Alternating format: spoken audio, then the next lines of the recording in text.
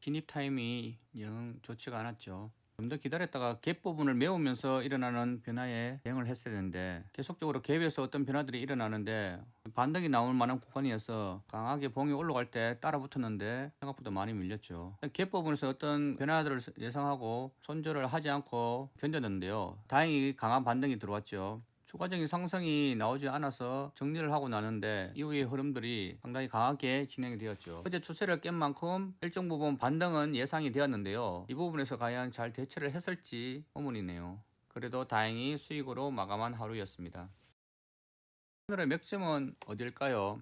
이 추세들을 강하게 뚫고 올라갔던 이 부분이 첫 번째 맥점이 아닐까 이렇게 생각을 합니다. 갭 부분이었기 때문에 이 부분에서 반등이 들어왔다 그러면은 충분히 매수로 한번 타볼 만한 그런 순간이었다고 생각이 듭니다. 하지만 이 갭 부분을 때리고 반등을 시도했다가 다시 내려간다 그러면은 하락으로 틀 가능성이 크기 때문에 물량을 정리하고 나오는 게 맞는 매매법이겠죠. 두 번째 맥점은 역시나 이 추세들을 상봉으로 깨고 내려왔던 이 부분이 오늘의 가장 큰 맥점이 아닐까 생각이 됩니다. 이 부분에서 만약 진입을 못 했더라도 최소한 이 부분에서는 진입을 해야겠죠.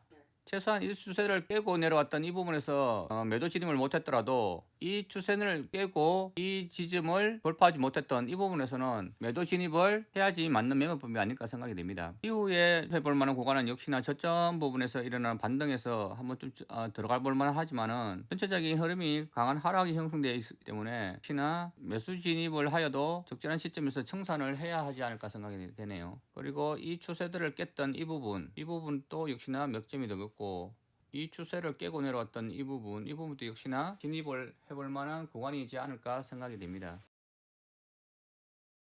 내일의 시장을 한번 예측해 보도록 하겠습니다. 어제 장기 이평선을 깨고 일정 부분 반등이 예상되었는데요. 이 장기 이평선을 다시 한번 올라타려는 시도가 있었는데 결국에는 밀린 모습이죠. 만약 올라탔다 그러면은 전체적인 모양이 5일선이 이렇게 방향으로 틀 가능성이 컸었던 것 같은데 밀린 만큼 상봉을 만들 가능성을 보여주고 있는 상황입니다. 다행히 전저점을 오늘 깨지 않고 유지를 하고 있는데요. 미국 시장이 낙폭이 좀 큰 만큼 갭으로 내일 시작을 한다고 하면은 매수로 한번 진입해도 괜찮은 타이밍이 나오지 않을까 하는 생각을 합니다.